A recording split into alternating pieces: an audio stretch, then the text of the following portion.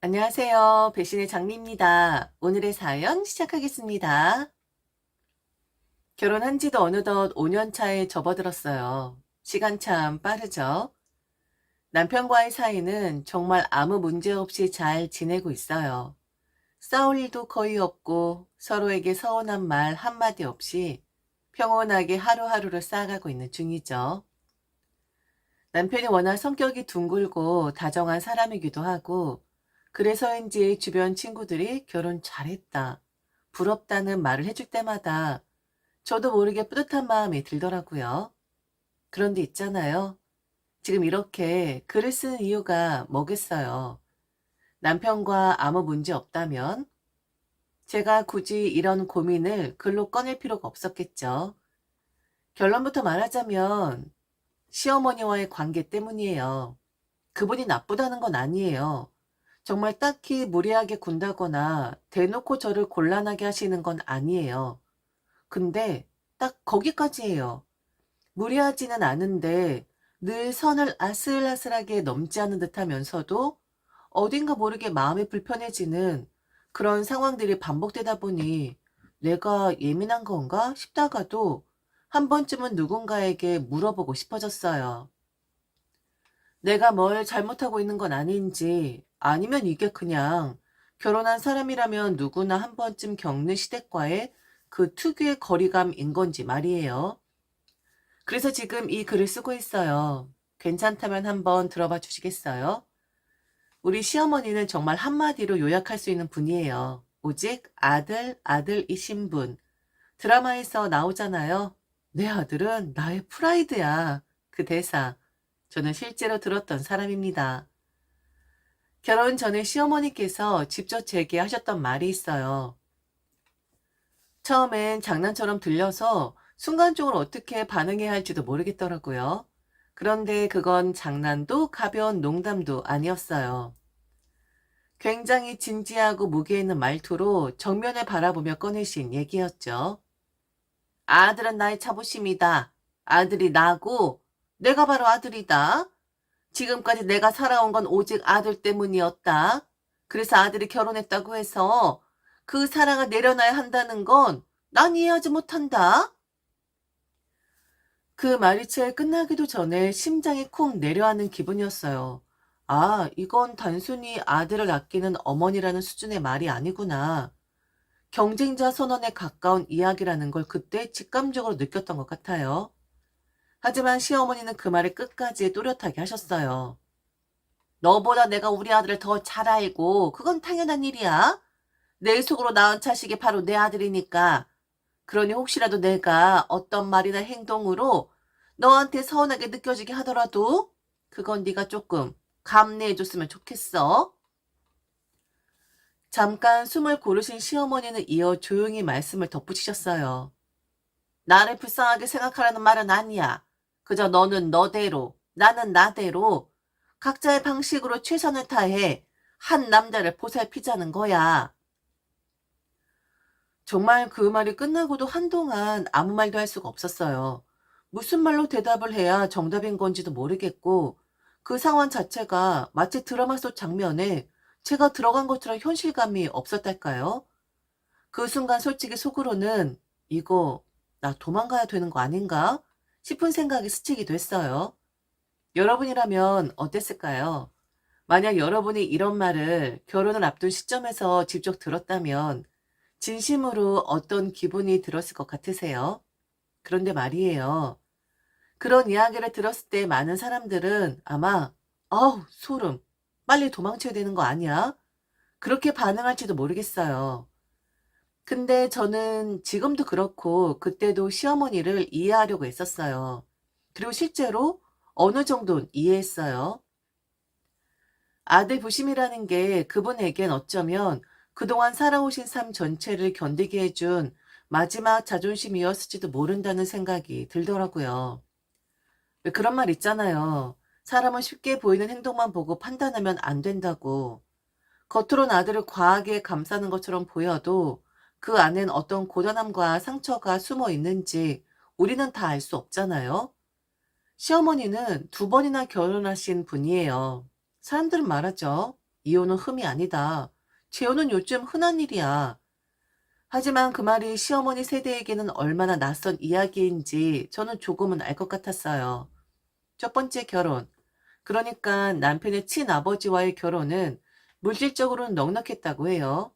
돈 걱정은 없었고 생활도 안정적이었지만 그 사람 성격이 좀 거칠고 폭력적인 분이었다고 들었어요. 맞는 것도 맞는 건데 그 사람은 참 칼 같았어. 날카로운 칼. 시어머니가 그러시더라고요. 결국 그렇게 버티다가 이혼을 하셨고 지금 제 남편을 데리고 나오셨죠. 그 자체만으로도 이미 충분히 용기 있는 결정이었을 텐데요. 두 번째 결혼은 남편의 친부와는 정반대인 사람이었습니다. 너무 다정하고 따뜻하고 인간적으로는 정말 괜찮은 사람이었다고. 근데 문제는 경제력이 제로였었다고 하더군요.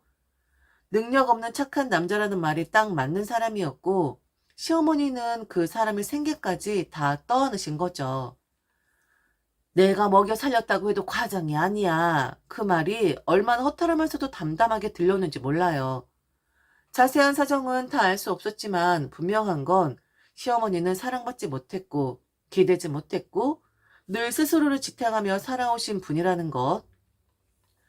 그렇게 이혼을 두 번이나 하고 주변의 시선 속에서 가족들과의 거의 연을 끊은 채 혼자 아들을 키우며 살아오셨습니다. 그런 삶 속에서 유일하게 흔들리지 않는 존재가 바로 제 남편, 그분의 아들이었던 거예요. 저는 그걸 같은 여자로서 그리고 누군가의 딸로서 안쓰럽게 바라볼 수밖에 없었어요. 그렇게 살아온 분에게 이제부터 당신의 사랑을 조금 줄이세요. 아들에 대한 마음을 내려놓으세요. 그렇게 말하는 건 정말 너무도 잔인한 일일 수 있겠다는 생각이 들더라고요. 그래서 전 결심했죠. 그녀의 집착과 사랑을 비정상으로 몰지 않고 그냥 있는 그대로 인정해 드리자고. 물론 불편할 수도 있겠지만 그녀가 마지막으로 가진 단 하나의 멀쩡한 남자, 그 아들을 제가 뺏는 건 아니라는 걸 보여주고 싶었어요. 그게 제가 그 자리에서 도망가지 않고 결국 결혼을 선택하게 된 가장 큰 이유였죠. 결혼하고 나서도 시어머니의 아들 사랑은 멈추지 않았습니다. 뭐 애초에 예상됐던 일이기도 해요. 결혼한다고 해서 시어머니의 마음이 어느 날 갑자기 반으로 접히듯 바뀔 거라고 생각하지 않았으니까요. 그리고 결정적으로 저희는 결혼과 동시에 시어머니의 간곡한 요청으로 합간하게 됐어요. 처음엔 주변에서 말이 많았죠. 결혼하자마자 합가? 그거 괜찮겠어? 요즘은 다 따로 살지. 왜 그렇게까지 하려고 해? 하지만 저는 그때도 넓은 마음으로 생각했어요. 시어머니가 그토록 아들을 곁에 두고 싶어 하는 마음, 저는 이미 그분의 삶의 서사를 알고 있었잖아요. 그래서 결혼 전에 이미 마음속으로 그 정도는 감내할 수 있어. 그렇게 결심하고 들어간 거였죠. 그래서 합가를 결정했습니다. 누가 등 떠민 것도 아니고 저 스스로 내린 판단이었죠. 그리고 그 선택이 시어머니에게도 위로가 되었으면 좋겠다는 마음이 있었어요. 그런데 말이에요. 시어머니가 한 가지 간과하신 게 있었습니다. 합가라는 선택은 제가 당신을 이해하고 받아들이겠다는 의지의 표현이었을 뿐, 어떤 싸움에서의 승복도 양보도 패배도 아니었다는 거. 하지만 시어머니는 그걸 그렇게 보지 않으셨죠. 이겼다. 그분 눈엔 정말로 그렇게 보였던 모양이에요. 얘가 내 말 들었어. 얘가 나를 인정했네. 내가 이긴 거야. 그리고 문제는 그 승리감이 며느리와의 심리전으로 이어졌다는 점이에요. 사실 그분이 아들만 사랑하셨다면 그건 그냥 받아들일 수 있었을 거예요. 그럴 수 있지. 아들을 의지하며 살아오셨으니 하고 넘겼을 거예요. 하지만 시어머니는 왜인지 저와 싸우고 싶어 하셨습니다. 묘하게 사사건건 저의 말과 행동에 반응을 하시고 감정을 흘리시고 마치 견제를 하듯 대하셨죠. 그때부터 저는 점점 혼란스러워졌습니다. 왜 굳이 나와 싸우려고 하시지? 내가 뭘 그렇게 잘못했나? 하지만 시간이 지나면서 알게 됐어요. 시어머니는 내가 이긴 며느리로 남기를 원하지 않았다는 것. 그래서 나를 이긴 며느리로 만들어야 아들을 다시 완전히 자기 편으로 되돌려 놓을 수 있다고 믿으셨던 것 같아요. 저는 그저 한 남자의 아내가 되고 싶었을 뿐인데 시어머니는 저를 견제하고 경쟁하고 꺾어야 하는 상대로 보고 있었던 거죠. 그래요. 시어머니가 정말 아들만 사랑하는 분이라면 그냥 그 사랑에만 몰두하셨다면 저는 솔직히 그냥 참으며 살았을 거예요. 합가도 처음엔 가공한 일이었고 조금 불편하겠지 정도의 예상은 했거든요. 하지만 시어머니는 그 사랑을 나를 무시하고 깔보는 수단으로 극대화시키기 시작하셨죠. 말 한마디, 눈빛 하나, 식탁 위에 놓이는 반찬의 개수조차 늘 저와 남편을 철저히 구분지은 사랑으로 드러내시더라고요. 처음엔 모른 척했어요. 두 번째는 그냥 웃었고요. 그런데 그게 쌓이고 반복되니까 저도 반응을 해야겠다는 생각이 들더라고요. 그렇다고 직접 싸우거나 대놓고 불만을 터뜨리는 건 제 방식이 아니었습니다. 왜냐면 저는 그런 방식으로 살아본 적이 없거든요. 저는 곱게 자란 사람입니다. 진짜로요. 엄마 아빠의 사랑을 듬뿍 받으며 좋은 집에서 따뜻한 말만 들으며 늘 예쁨 받으며 자란 말 그대로 공주 같은 딸이었거든요. 그런 제가 시어머니 시선 아래서 하루가 다르게 작아지고 무색해지는 걸 느끼는데 말하지 않아도 아프더라고요. 그래서 그때부터 저는 아주 조용한 방식으로 시위를 시작했어요. 몸이 아픈 척을 하자고 생각했어요. 그런데 그게 진짜로 아파지더라고요. 정신이 몸을 따라간다고 하잖아요. 난 지금 너무 힘들다, 아프다, 견딜 수 없다. 그렇게 마음을 먹으니 정말로 밥이 안 넘어가고 밤마다 잠을 설치고 입술은 자꾸 말라붙고 살이 빠지기 시작했어요. 거울을 볼 때마다 제 눈빛이 예전 같지 않았어요. 빛이 사라진 얼굴. 그런데 그런 저를 가장 먼저 눈치챈 사람은 남편이었어요. 남편은 아마 제가 말하지 않아도 알고 있었던 거예요. 자신의 어머니가 어떤 사람인지, 그리고 지금 이 집안에서 그 사랑이라는 이름 아래 어떤 관계가 틀어지고 있는지를 남편은 알아차린 거죠. 우리 아내가 지금 우리 엄마에게 씹살을 당하고 있구나. 그래서 말도 없이 저렇게 말라가고 있구나. 하지만 제가 어머니에 대한 얘기를 직접 꺼낸 적은 한 번도 없었어요. 어떤 불평도, 어떤 불만도 입 밖으로 낸 적 없어요. 그저 미안하다고 했어요. 환경이 갑자기 바뀌어서 그런가 봐요. 어머니가 너무 잘해주시는데 제가 적응을 못해서 그런가 봐요.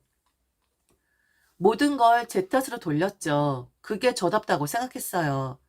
그런데 그 모든 걸 조용히 지켜보던 남편이 결국 제 입에서 말이 나오기 전에 먼저 행동을 하더라고요. 결혼하고 반년쯤 지났을 무렵이었어요. 어느 날 남편이 아주 조심스레 제게 말했죠. 미정아, 장인 장모님 괜찮으시다면 우리 당분간 처가에서 지내자. 순간 숨이 멎을 뻔했어요. 그 말이 그렇게 따뜻하게 들릴 줄 몰랐죠. 물론 저는 몇 번이고 괜찮아. 나 괜찮아. 그럴 필요까지야. 하며 거절하는 척을 했죠. 하지만 사실 저는 그 말이 나올 때까지 기다리고 있었던 것 같아요. 결국 우리는 남편의 제안대로 제 친정으로 함께 들어가게 되었어요. 그리고 그 일이 있으는 시어머니는 당연하다는 듯 저를 원망하기 시작하셨죠. 물론 앞에서 직접 그런 말씀을 하시진 않았어요. 전화를 해서 화를 내거나 메시지로 감정을 드러낸다거나 그런 식의 표현은 없었죠. 하지만 저는 알고 있었습니다. 그분이 감정을 어디에다 쏟아내고 있는지. 우리 시어머니는 인스타그램을 아주 열심히 하시는 분이에요. 팔로우도 꽤 많고 하루에 몇 번씩 글을 올리기도 하고 사진마다 해시태그도 알차게 다는, 요즘 젊은 사람 못지않게 SNS를 일상처럼 살아가는 분이죠. 그리고 그 계정엔 제가 며느리로 들어가고 나서부터 미묘한 뉘앙스의 글들이 하나둘 올라오기 시작했어요. 처음엔 별 의미 없는 감성 글인 줄 알았죠. 나만 외로운가? 가끔은 너무 착한 척하는 사람들이 더 무섭다. 언제부턴가 내 곁에 사람들이 다 낯설다. 그런데 점점 그 표현들이 더 노골적으로, 더 직설적으로 변해가기 시작했어요. 아무것도 모르는 척 착한 척하면서 결국은 내 것을 빼앗아간 사람. 소중한 건 원래 조용히 사라지는 게 아니라 누군가에게 빼앗기면서 사라지는 것이다. 나의 소중한 것을 지키기 위해서라면 나는 어떤 짓이라도 할 수 있다. 그것을 나에게서 멀리 떨어뜨려 놓아야 마음이 겨우 살아난다. 처음엔 믿고 싶지 않았어요. 이 글들이 저를 겨냥한 것이라고 스스로 인정하고 싶지 않았죠. 하지만 그 계정엔 늘 남편의 사진이 올라와 있었고 둘이 함께한 추억, 그리고 아들을 향한 짙은 애정 표현이 끊이지 않았어요. 그리고 그 사이사이에 그것을 데려간 사람, 착한 얼굴한 강탈자, 내가 지켜온 전부를 뺏어간 존재라는 말들이 반복되기 시작했죠. 저였어요. 그 모든 말들 다 저를 향한 것이었어요. 시어머니는 저를 미워하셨어요. 제가 조용히 떠났음에도 아무 말 없이 물러섰음에도 결국 아들을 자기 품에서 데려간 사람이라는 사실 하나만으로 저를 원망하고 계셨던 거죠. SNS 속에서 그분은 아무렇지도 않게 그 분노를 꺼내놓고 있었어요. 시어머니 인스타 글도 처음엔 자꾸 마음에 걸렸지만 저를 직접 지칭하는 게 아니니까 혹시 그냥 감정 정리용일지도 몰라 하고 애써 넘기려 했어요. 하지만 그게 마음처럼 쉽진 않더라고요. 아무리 속으론 괜찮다, 이해하자라고 다짐해도 매번 소중한 걸 빼앗겼다, 멀리 떨어뜨려야 한다는 표현을 보다 보니 저도 모르게 가슴 한켠이 쿡쿡 쑤셔왔어요. 그러다 어느 날 진짜 소름이 쫙 끼치는 일을 겪게 됐어요. 그날은 평범한 오후였죠. 거실에서 엄마랑 과일을 깎아 먹고 있었는데 엄마가 무심한 듯 이런 말을 꺼내셨어요. 미정아, 그런데 말이다. 그 안 싸돈 있잖니. 이상하긴 한데 며칠 전부터 그분이 동네에 자꾸 나타나시더라고. 마트에서 2번 봤고 또 동네 카페 골목에서도 몇 번 마주쳤어. 우리 집에 온 건 아니지만 자꾸 이 근처를 맴도시는 것 같아서 좀 이상해서 말이지. 나를 보면 그냥 도망을 가시더라고. 혹시 뭔 일 있는 건 아니지? 그 말을 듣는 순간 속에서부터 쎄한 기운이 번지기 시작했어요. 시어머니가 친정 근처를 배회하고 있었다는 말, 집 앞은 아니지만 그 주변을 계속해서 돌아다니고 있었다는 사실, 단순한 산책이었을 수도 있겠죠. 하지만 이 동네는 시어머니가 따로 볼 일이 있을 이유도 없는 곳이었어요. 마트, 카페, 골목길, 그 모든 장소가 엄마가 늘 다니는 생활 반경 아니었고 그 시간대도 전혀 우연이라고 보기엔 너무 반복적이었어요. 그걸 알게 된 순간 정말 등줄기에 찬 기운이 훅 끼치는 느낌이었죠. 그렇게까지 아들 향한 감정이 깊을 줄은 몰랐어요. 아니, 그렇게까지 집착의 방식이 무언의 감시가 될 수 있다는 걸 전 정말 몰랐어요. 이렇게는 더 이상 안 되겠다 싶었죠. 시어머니의 감정이 점점 더 깊고 어두운 쪽으로 가라앉는 게 느껴졌습니다. 그분의 인스타에 쏟아지는 글들, 친정 근처에서 계속해서 포착되는 모습들, 단순한 서운함이 아니었어요. 이건 무너지는 감정의 끝자락에서 붙잡을 걸 찾아 헤매는 사람의 그림자 같았죠. 무서웠다고 표현하면 좀 거창할지 모르겠지만 정말 그분이 병이라도 들면 어쩌지 싶은 걱정도 들더라고요. 그래서 남편과 상의 끝에 우리는 독립을 하기로 결정했습니다. 처갓집에 머무는 것도 오래될수록 좋지 않고 무엇보다 부모님께도 부담이 되면 안 되니까요. 차라리 우리 둘만의 공간에서 새롭게 시작하자는 쪽으로 마음을 모았어요. 그리고 남편이 직접 시어머니께 말씀을 드렸다고 하더라고요. 그래서 이젠 좀 안정이 되시겠다 싶었는데 집에 좀 오라고 하시더라고요. 제게만 할 말이 있다면서 말이죠. 남편 없이 혼자 오라는 말에 좀 뜨끔해지더라고요. 그래도 별일 있겠나 싶어 조용히 시어머니 댁으로 향했는데 그날 저는 시어머니의 진 면목을 다시 한번 맛보게 됩니다. 그래? 독립한다고? 정말 그렇게 할 거냐? 집은 어디다 구할 거야? 아들한테 물어보니까 너한테 결정권이 있다고 하던데 맞니? 네? 아, 네, 어머니 맞아요. 왜냐면 이번에 저희 집 사면 그 집 제 명의로 하기로 했거든요. 그래서 그런지 그 사람이 저보고 원하는 곳에 얻자고 하더라고요. 내가 이럴 줄 알았다. 네 명의? 아니 미정아, 너랑 우리 아들이랑 벌이가 차이가 있는데 어떻게 네 명의로 할 수가 있는 거니? 너 우리 아들보다 돈 못 벌잖아. 그런데 왜 네 명의로 해야 하는 거니? 처음 사는 집인데? 어? 어머니, 그게 사실은 다른 말 할 것도 없어. 우리 집 근처로 집 얻고 그리고 그 집 명의는 우리 아들로 하도록 해. 비싼 집 필요 없잖아. 그냥 여기 쪽은 한 5억 정도면 된다. 그러니 이쪽으로 오고 그리고 꼭 우리 아들 명의로 하도록 해. 아니 어머니 그게 아니라 사정이 있어서 그래요. 내가 참아주니까 너 지금 내가 우습지? 어? 그래서 이러는 거지? 나는 너의 속내를 다 알아. 넌 나를 이해해주는 척하면서 네 욕심은 다 차리잖아. 우리 아들 빼 돌리더니 이제는 우리 아들 목까지 빼 돌리려고 해? 5억짜리 집 얻고 그리고 우리 아들 명의로 해? 그렇게 안 하면 나 정말 이번엔 가만히 안 있을 거야. 네 부모한테 가서 따질 거야. 딸 자식 교육을 이따위로 시켰냐고. 아주 그냥 어른 가지고 노는 것이라고. 내가 다 까발릴 것이라고. 참 어이가 없더라고요. 이젠 그냥 대놓고 저를 비난하시는데 저는 그렇게 하겠다고 했어요. 네, 그렇게 할게요. 어머니 소원이 그러시다면 그렇게 할게요. 그게 뭐 그리 어려운 일이라고 저희 부모님께 따질 거라는 둥 까발릴 거라는 둥 그런 말씀을 하시나요, 어머니? 그 사람 명의로 할 테니까 걱정하지 마세요. 아셨죠? 그러니 좀 컴다운 하세요, 어머니. 저리 말하는 그제야 좀 시어머니는 안정을 하시는 것 같았어요. 그런데 바로 그 다음날 시어머니는 자신의 말을 번복을 하게 됩니다. 너 어제 왜 그렇게 말 안 했냐? 어? 아디랑 얘기해보니 그 사돈 때 그 20억짜리 집을 우리 아들 명의로 해주겠다고 했다던데? 너 왜 어제 얘기 안 했어? 어머니가 말할 기회도 안 주셨잖아요. 저희 부모님께 따지겠다 그런 말씀하셨으면서. 그래서 어머니 소원대로 이번에 저희 주제에 맞는 집 구할 때 그건 남편 명의로 하고요.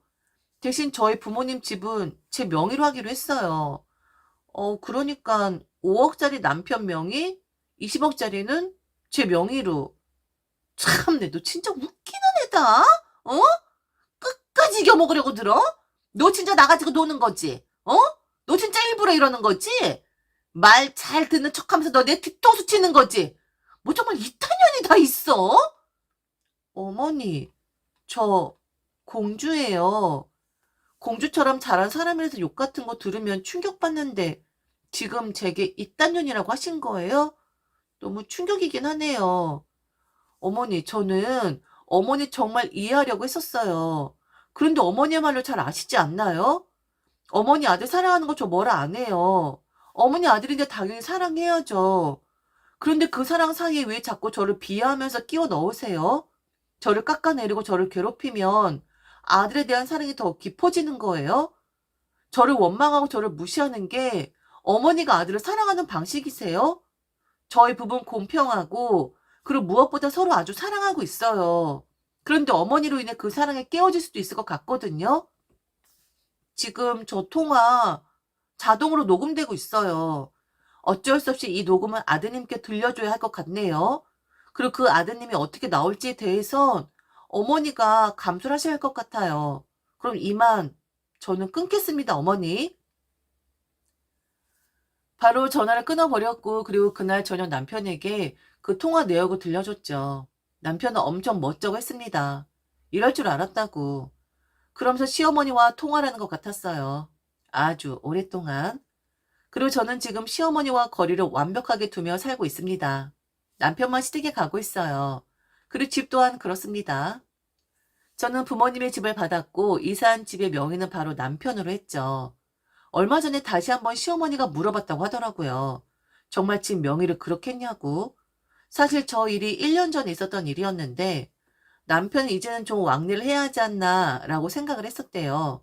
그런데 시어머니가 저 질문을 하자마자 아직은 시기상조라고 다시 마음을 고쳐 먹었다고 하더군요. 요즘 며느리도 눈치 보며 산다고 하는데 저는 전혀 그렇게 생각하지 않아요. 정말 저희 시어머니 같은 분들 아주 많으시거든요. 며느리가 이해를 해드리면 더 많은 이해를 바라는, 굴욕을 안기고 싶어하는 그런 시어머니들. 좀 잘 지내면 좋을 텐데 속상할 따름입니다. 지금까지 들어주셔서 진심으로 감사합니다. 이상 배신의 장미였습니다.